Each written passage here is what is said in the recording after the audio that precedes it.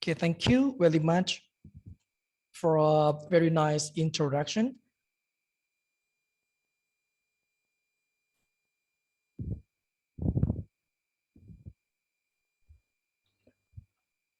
Okay, ladies and gentlemen, I would like to say thank you very much for the organizing committee to give me a very nice time to join with all of you in this very nice international conference on the parasitology.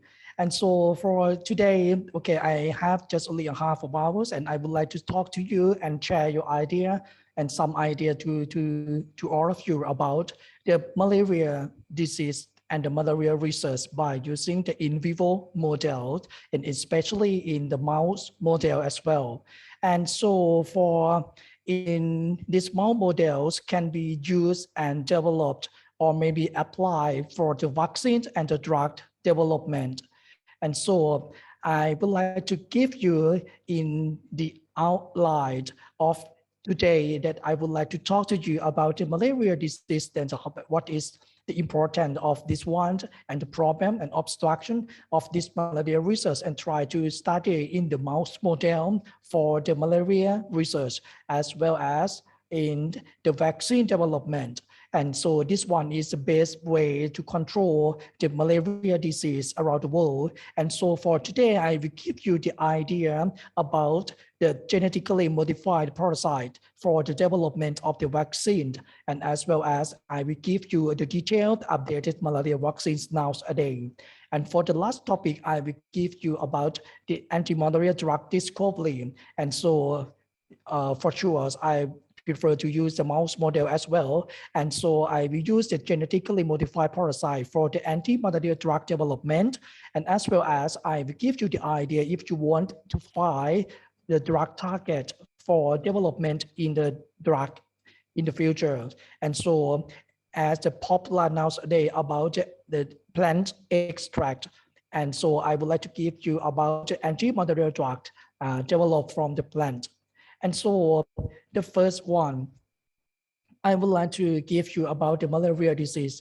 And as you may well know about the malaria disease is the protozoa parasite. This can cause the people die and so many high the incident of the malaria disease around the world. This one is caused by the protozoa parasite in the genus Plasmodium. And so this is the parasite that transmitted by the mosquito, the female Anopheles mosquito. And nowadays there are the 5 species of the human malaria parasite that can cause the malaria disease in the human. The first one is Plasmodium falciparum and the Plasmodium vivax. These are the very important and can cause many diseases around the world. And for another one is the Plasmodium ovale and the Plasmodium malariae. And for the last one that has been infected just only the monkey, but nowadays, as you well know, the Plasmodium nodosi can infect the human and can cause the human malaria as well. And when you go back to the statistics analysis of the malaria about the 20 years, you can see that from the 2000 until now, we found the malaria case about the 1.5 billion cases, and as well as 7.6 million about the malaria-related death. This is still very high. And when you go back to a few years ago in the 2019, you can see the new malaria cases about the 300 million cases. This one is a new case in the sub-Saharan Africa. And we found the 400,000 people. This is the people can die from the malaria in the 2019 as well. In this slide, I will give you the idea that malaria disease is still the problem, is still the major cause of death around the world. And so if we look at epidemiology of the malaria endemic areas, we can see this disease can spread in the tropical and the subtropical areas of the world. For examples, in the African region, in the European, the Western Pacific region, and the Mediterranean, and as well as in the regions of the Americas. And so in particularly, when we focus in the Southeast Asia, you can see this is a high incidence of the malaria disease. It still be there. It cannot eliminate it completely. And so in my research that would like to solve this problem. And before we go into solve this problem, we need to know completely, exactly, and properly about the malaria parasite. And this one, we show you the basic malaria parasite life cycles. And you can see that this one is a very complex life cycles of the malaria parasite. And we can divide it in the easy way in the 3 phases. The first one in the mosquito phases. And so for these phases, we can call the sexual phase. Another one, and in the erythrocytic phase, or maybe we call the exoerythrocytic phase, something like this. And the last one, this one is the asexual phase, or maybe we can call erythrocytic phase. All the 3 phases of the malaria still contain the individual state. So many individual states, a lot of states in each phase of the malaria parasite life cycles, and can cause the clinical feature of the disease. So many things, for example, in the cerebral malaria, the hemolytic anemia, and it can cause the multiple organ failure, microvascular obstruction, and endothelial activation, something like this. And so when you look at in this figure, you can see the several gaps of the knowledge. And so I will give you the idea that in the malaria research group, we can be divided in the 3 groups to try to solve this problem. The first group try to develop the vaccine, another group and try to develop the anti-malarial drug development, and another group they try to set up and try to develop the insecticide development.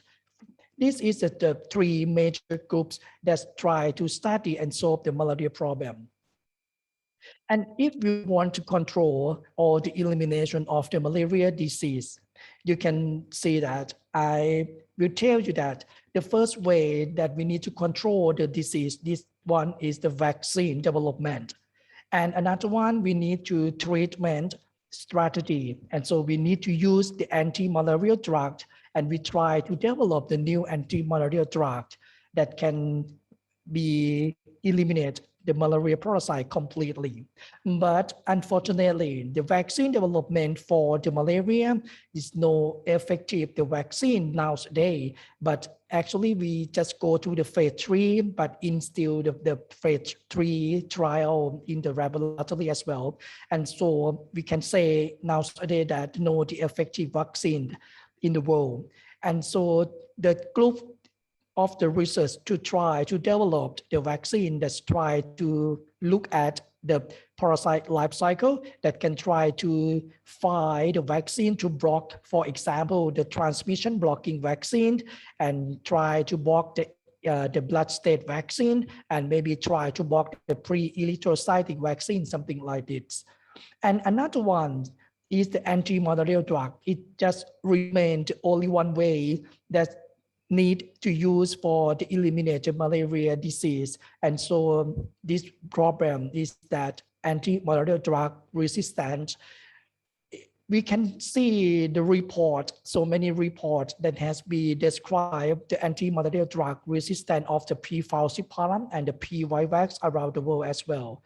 And so if we want to study, we need to try to figure out the answer in the questions of the malaria research and the gap of the knowledge. And so in my research, I prefer to use the mouse model for study. We use the mouse model for study in the malaria disease. As you know that if we want to study the parasite, we can do it in the in vitro system. We can do it in the in silico system as well. But if you want to study the host-parasite interaction, or if you want to study the pharmacokinetics, pharmacodynamics, something like this, you need to use the in vivo system. But for the in vivo system, I prefer to use in the mouse model because this one, we have the rodent malaria parasite in the 4 species of the rodent malaria parasite. And the best one is the Plasmodium berghei. This Plasmodium berghei is very important because we found the similar structure and the life cycles in the human malaria. We found the similar basic biology and the genetics between the Plasmodium berghei and the Plasmodium falciparum. And the last one, we also found the similarity between the human malaria and the Plasmodium berghei in the physiology and pathology as well. And so berghei, we can say that this one is the excellent in vivo model because we can purification of the different stage. We can get the complete genome sequence and organization. And nowadays we have the efficient methodology for genetic modification. As I show you, we can develop in the fluorescent parasite. We don't need to use the microscopic examination to determine the parasitemia anymore. We can use in the fluorescent microscope, or maybe we can use the high throughput flow cytometry to detect the Plasmodium malaria parasite.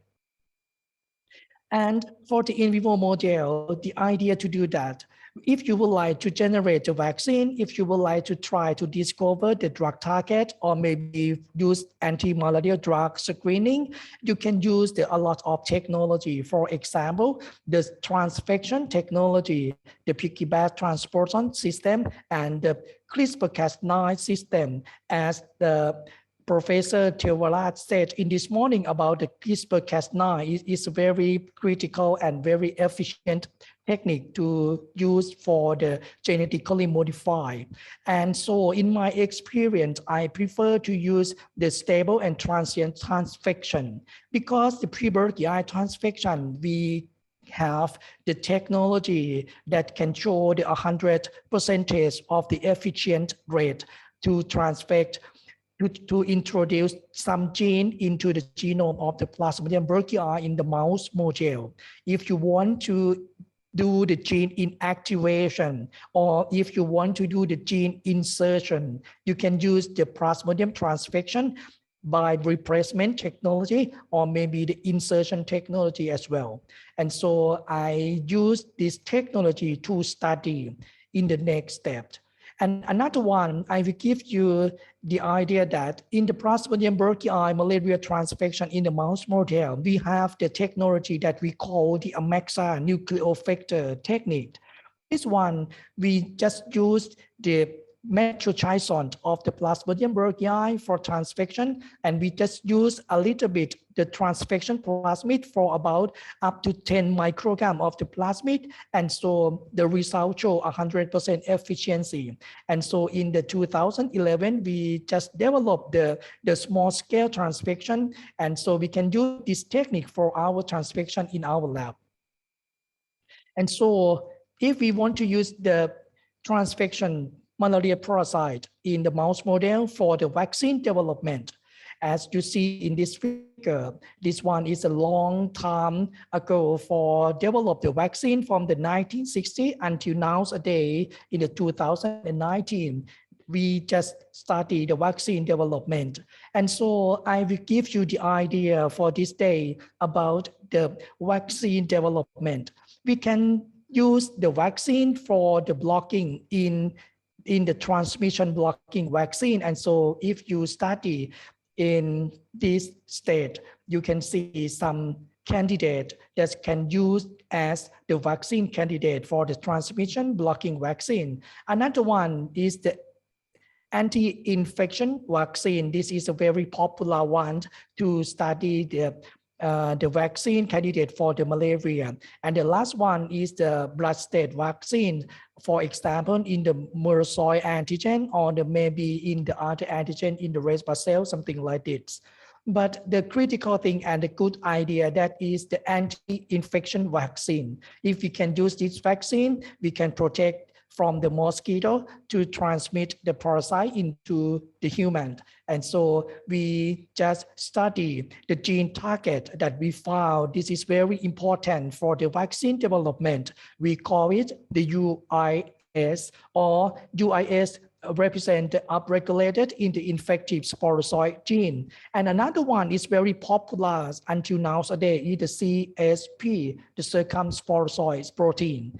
And the two gene target is very critical. And so we just develop the genetically attenuated sporozoid. We just knock out in this gene using the transfection. We just knock out the UIS, we just knock out the CSP. And so we just look at in this gene is found the parasite is still growth normally, but it cannot develop into the blood state.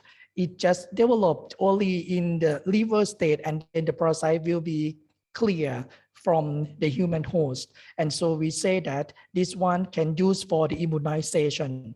And so after immunization with this genetically attenuated sporozoid by knock out the UAS or the CSP, we found the sterile protection in the mouse model as well.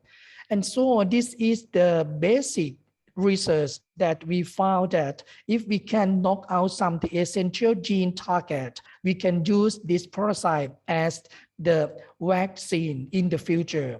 And so we just try to use this one. And so we just develop the plasmid, we just develop the transfection technology to try to disrupt the UIS. We found the UIS3 and the UIS4 in the Plasmodium berghei. We just knock out this one using the replacement technology. We just use the plasmid and replace it. And so we found the knockout one. And so for the knockout one, you can see that this one can no infection. And so when we immunize this one, this sporozoid into the host, the mouse model, we found that it can protection. And so this is the idea that if we just find and figure out the gene target that can show the vaccine candidate, we can do this is the vaccine in the future. And so for the UIS3, UIS4, and the CSP, circumsporozoid protein, this is the basic research to show that if we immunize this one, it can show the sterile protection.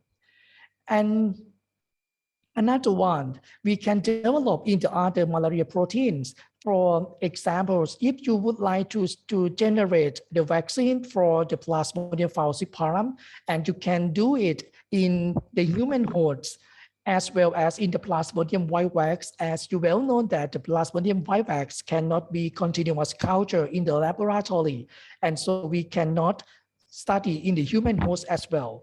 And so if we want to try to generate a vaccine for the Plasmodium falciparum and for the Plasmodium vivax, we can use the Plasmodium berghei model. So you can look at in this figure, I just use the target of the Plasmodium vivax, for example, in the circumsporozoid protein of the Plasmodium vivax. And then we just replace the P-berghei circumsporozoid protein as the wild type, and so we just replace it with the Plasmodium vivax circumsporozoid protein in the P-berghei. And so we can generate the P-berghei expressing the Plasmodium vivax circumsporozoid protein. And another one, we just do it in the Plasmodium falciparum as well. We just put the MSP1, something like this, in the another species of the Plasmodium, for example, Plasmodium falciparum and Plasmodium vivax, and then we put it in the Plasmodium berghei genome. And so we can generate a transgenic Plasmodium berghei that expressing the circumsporozoid protein, expressing the berghei protein from the another species of the Plasmodium parasite. And so we can use this as the model for test the vaccine candidate, vaccine development against the another species using the Plasmodium berghei model. This is the idea that is very important. And nowadays, the vaccine now, we can develop in the research so many vaccine candidates, but just only one that show the very high efficiency to protect the human host. We call it in the RTSS. RTSS, this one is a collaboration between the GlaxoSmithKline and the Walter Army Institute of the research to combine together and try to do research together. And they can develop the vaccine in the phase 3 nowadays. We call it RTSS. RTSS in the trademarks is the MOSQUIRIX. The MOSQUIRIX is very important nowadays. We just use the R. R is the repeat of the circumsporozoid protein segment. This one is the R, and the T represent the T cell and epitope, and just combine together between the repeat sequence of the circumsporozoid protein and the T cell epitope. And S is the surface antigen of the hepatitis B. And so we just put another unfused the hepatitis B surface antigen again. And so we call RTSS. And for the AS01, this one is the liposome-based adjuvant for induce the high efficiency of the vaccine. And so nowadays, RTS vaccine is shown in the phase 3 study. And the WHO prefer to use this one in the beginning in the 2019 and apply in the 7 sub-Saharan Africa.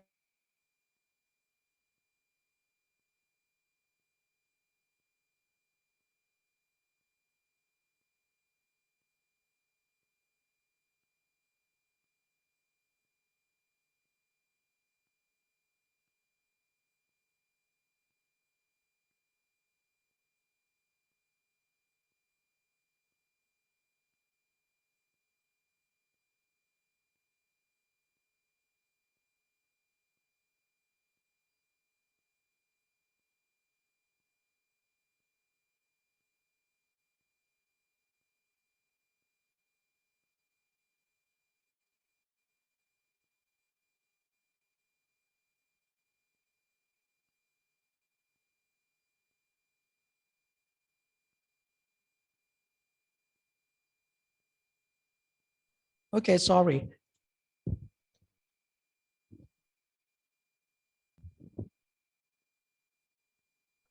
Okay, sorry, I will share screen again.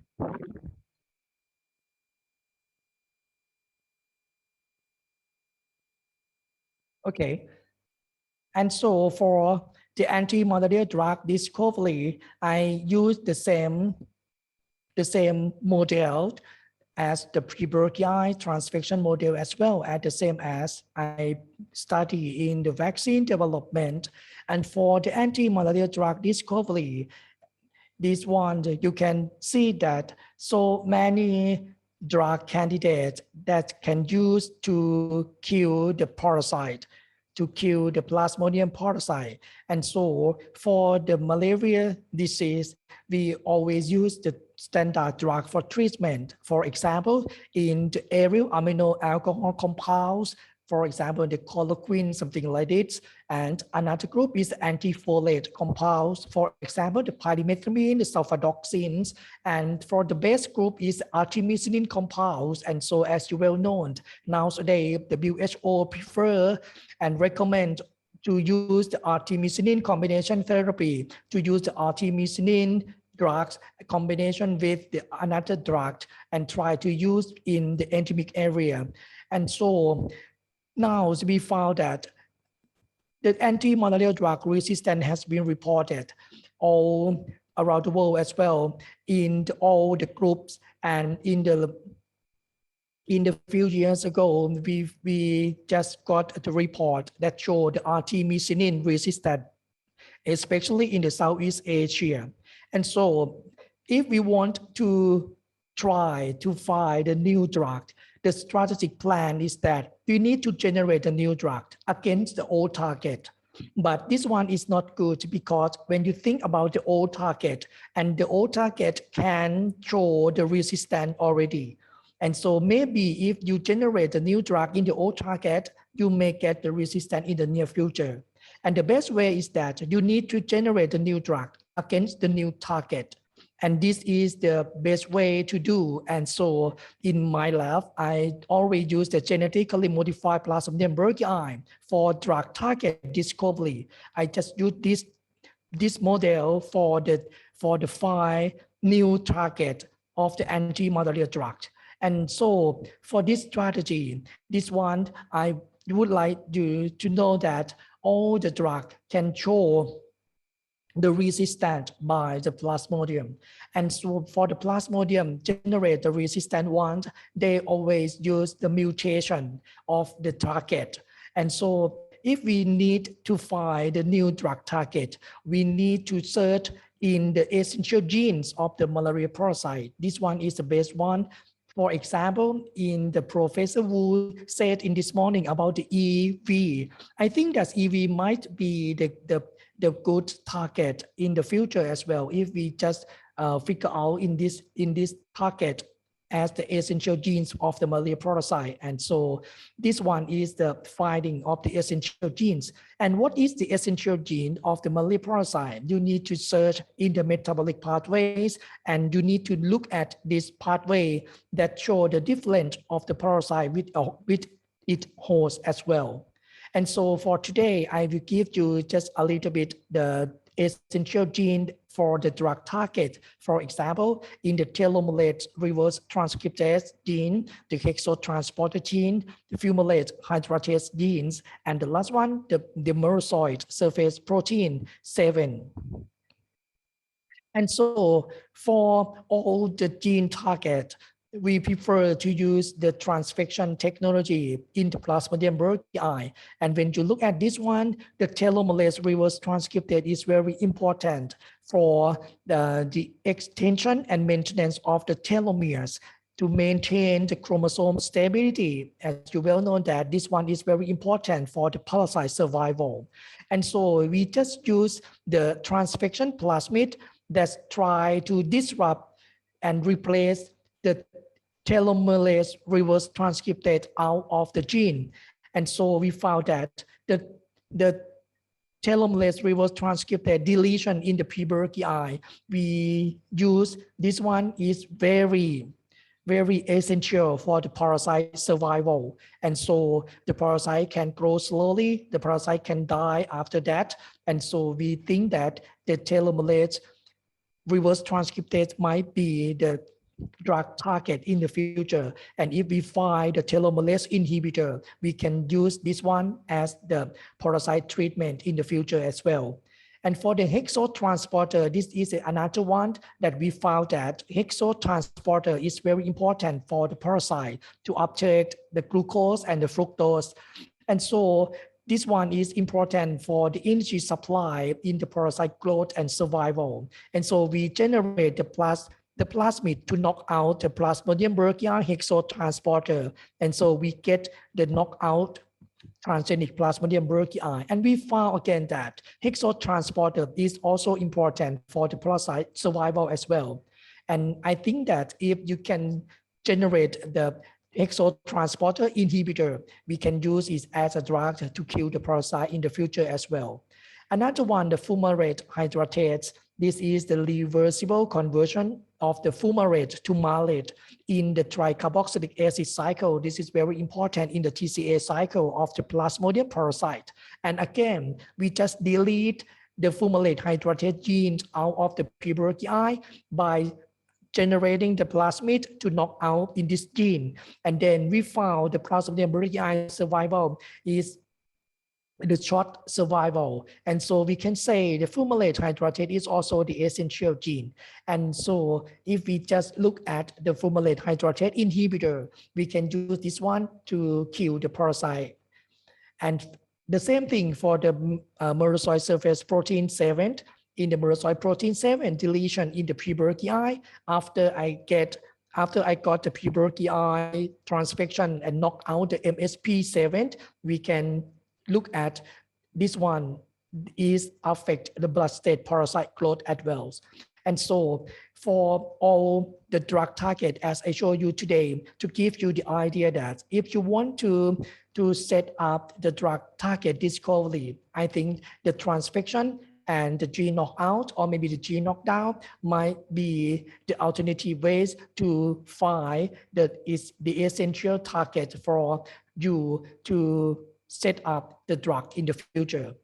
And these are the novel targets nowadays about the glucose transporter, about the protein kinase, about the plasmodium protease, about the aminopeptidase food vacuole, electron transport chain, and epicoplast. And so all the drug target can be developed nowadays. But the one thing is that if you would like to set up this one, you need to look at the strategy from the WHO that they prefer to use a combination. But when you get the drug target, you need to find the compound to fit in this drug target. And when you get this compound, you need to look at the combination treatment in the future. And so the drug development at the same way in the vaccine development is just a long time to get the candidate. And so in my lab, I also think that if we want to find the anti-malarial drugs, but not in the Plasmodium falciparum, and as you well know, the vivax is also critical nowadays, and we found the mixed infection, P. vivax and P. falciparum, and in some area, we found the P. vivax 100%. And so if we want to study the P. vivax, the P. vivax cannot be cultured in the in vitro model. The P. vivax cannot be tested in the human host. And if we want to find the drug target against the P. vivax, the mouse model, this one is the alternative way to do that, because we generate the P. BERGHEI to express the drug target from the Plasmodium vivax. And for this model, I prefer to use the target of the antifolate. We use the gene DHFR-TS, dihydrofolate reductase thymidylate synthase. This is a very essential gene in the folate pathway. And so we develop the Plasmodium BERGHEI, just put the Plasmodium vivax, DHFR-TS, in the genome of the Plasmodium BERGHEI. We put this one in the wild type, and we put this one in the resistant type as well. And so now we just generate the model for the drug testing. We just generate the transgenic P. BERGHEI that express the Plasmodium vivax, DHFR-TS in the wild type and the resistant one. And so we can use this one for the antifolate screening, because in our lab, we have a lot of compounds, a lot of chemicals that show the antifolate action, but we don't have the model to test it against the P. vivax, DHFR-TS. And now today we have a lot of model using the P. BERGHEI. For example, we put the P. falciparum, DHFR-TS in the P. BERGHEI, P. ovale, P. malariae, and the last one, P. norisci, in the P. BERGHEI genome. And so we just use the P. BERGHEI genome, P. BERGHEI infected mouse model to test the DHFR-TS antifolate drug. And so as the collaboration in the biotech Thailand, we just generate a lot of antifolate compounds. And so just only one that we use to test in the mouse model in the P. falciparum, DHFR-TS, P. vivax, DHFR-TS. And so we found that P218, P218 compound. This is the candidate of the drug in our libraries.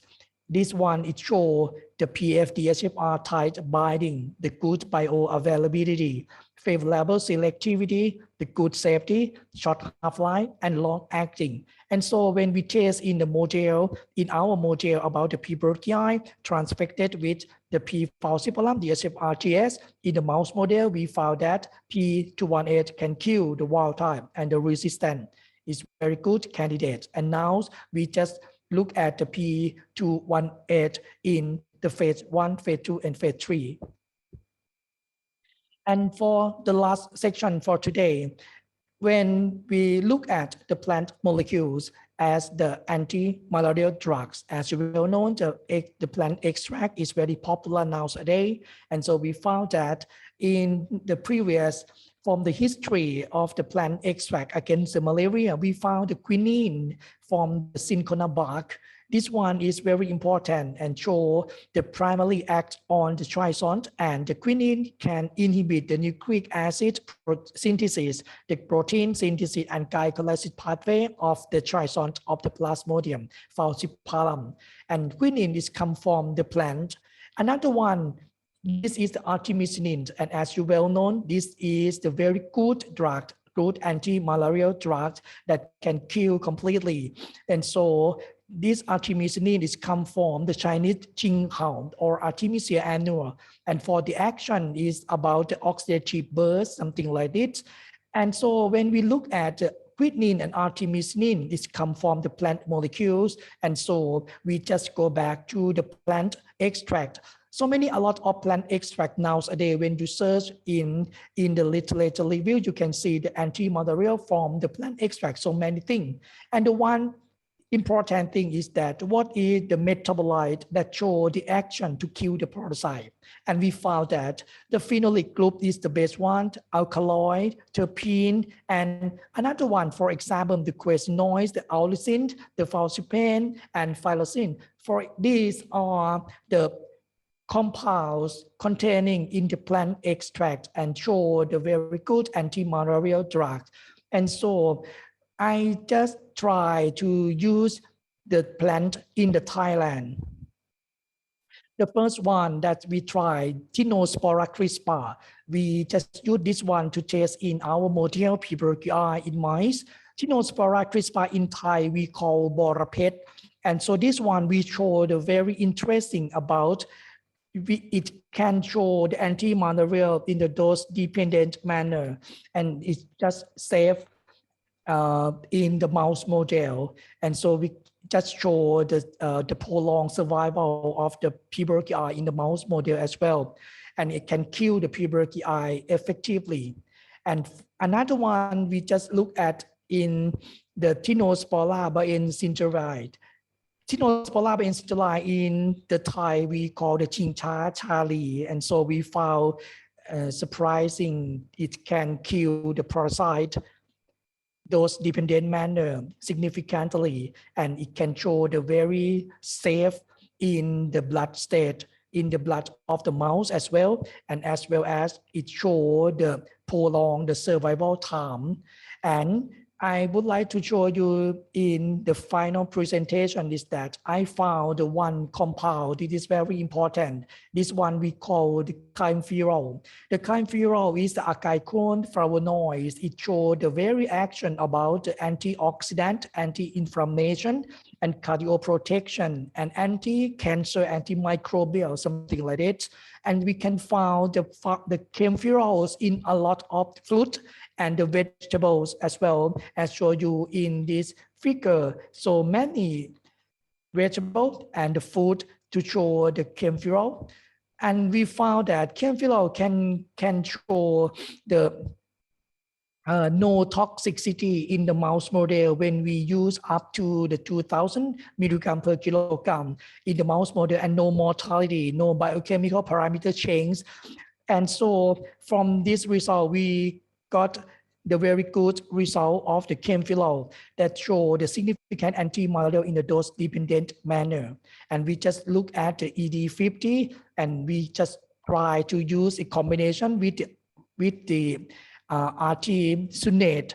And so when in the combination, we found the synergistic effect between the kaempferol and the artesunate as well. And so this is a very good candidate for the drug in the future.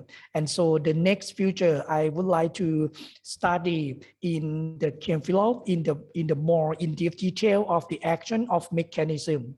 And so for the summary of today, I will give you the idea to use the mouse model of the malaria research and use the Plasmodium berghei. This one is an excellent model, and it can use this one as a genetically modified parasite to develop the vaccine, to validate the drug target, to screening the anti-malarial drug in the new one and the standard one. And we can apply it in the other organism, and as well as we can generate the transgenic models for study in the other malaria species. And so I would like to thank the organizing committee in this international conference, Khon University, Thailand is very nice international conference now today. And so I would like to thank the research friend from Chiang Mai University, the Biotech Nesta Thailand, and my friend in the Leiden University, the Netherlands, and our research team in the School of Allied Health Science, Bulailak University, Thailand, and the Research Excellence Center for Innovation and Health Products, Thailand as well. And so for the last slide, I will tell you that mice are mice and the people are the people. And we just develop the model in the mice as the model for the screening. And if you want to get a good result, we need to take in the deep detail, we need to get the result from the more research. And so thank you so much for your kind attention. Thank you very much for the very informative talk, Associated Professor Dr. Voravuth Somsak. So now we are in the Q&A sessions. So if you have any questions, there is the question in the chat box. Please comment on the limitation of PB regarding translation into human context. Yes, thank you for a very nice questions about this limitation of the BERGHEI to translate into the human context. And so I will give you that just we found the similarity between the Plasmodium BERGHEI in the mouse model that's quite similar in the genome, that's quite similar in the pathophysiology as well. And so when we look at in the Plasmodium BERGHEI pathology, especially in the vaccine candidate and the drug target validation, is quite similar in the human host. It's quite similar in the Plasmodium falciparum as well. And so I think that we can correlate between the BERGHEI in the mouse model, and we can just use this information to apply in the human host. But actually, you need to keep in your mind that this one is a mouse model, and we just prefer to test in the human host. It's quite some different. I'm sure that it's quite some different, but we just get the idea, something like this. Thank you very much. Another question from Professor Thewarat. Thank you very much, Ajahn Voravuth. Very nice work, actually. I have a question. Maybe I cannot follow when you talk. When you make a transgenic, you said you just make a plasmid. Yes. By putting the gene from PYVAC to the BERGHEI. That's when right. you did that, you just add it, or you just have to get rid of the homolog one from BERGHEI, and then what state you put it in, and how do you need to verify the protein expression from that transgenic? How do you do that? Okay, thank you very much, Ajahn Thewarat. And so the first of all, I just very interesting in your works about the CRISPR-Cas9, something like this. And so from my work, I developed the transgenic plasmid. And so for this plasmid, I just use the homologous recombination double crossover to replace the Plasmodium BERGHEI. Okay. To replace it. And so the BERGHEI now can express the Plasmodium vivax protein. And after that, when we get it, we need to clone this parasite first. And so now we use the FACS sorting to clone the parasite. And so we need to identify using the PCR, the first one, just only the PCR first. And the next one, we need to just look at the real-time PCR. And the last one, we look at the Western blot analysis to show that this transgenic BERGHEI does not contain its gene, its protein, but it shows just the PYVAX instead. Something like this, Ajahn Thewarat. And it's always work, isn't it, with this method? Yes, that's right. I use this transfection with AMAXA nucleofactor technology at 100% to get the transgenic BERGHEI parasite.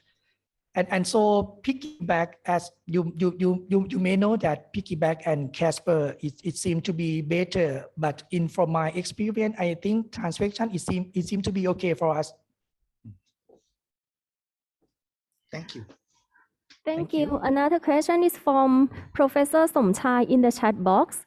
You have successfully established animal malaria. However, how to use your model to study in human malaria? So, thank you very much. But in my model, when we would like to study the human malaria, the one thing this is, I would say that this one is a limitation for us. We need to pick up the target from the human malaria first. For example, if we want to study the anti-folate target, we need to pick up the gene target from the P. falciparum or the P. vivax, something like this, and we just put this one in the P. BERGHEI. As same as when we would like to do the vaccine candidate, we need to look at the target from the P. falciparum and P. vivax and put this protein, this gene in the P. BERGHEI. And so we just apply if we know the target. We just study if we know exactly the target. And so I think we cannot use the whole human malaria parasite in our study. And so we need to know the target first. This is I think this one is a limitation of our model in the P. BERGHEI. Thank you very much. So there is also one question in the chat box, but sorry, we are now run behind the schedule. So could Dr. Voravuth Somsak, could you please reply in the chat box, and then we will move to the next agenda. Thank Okay. you.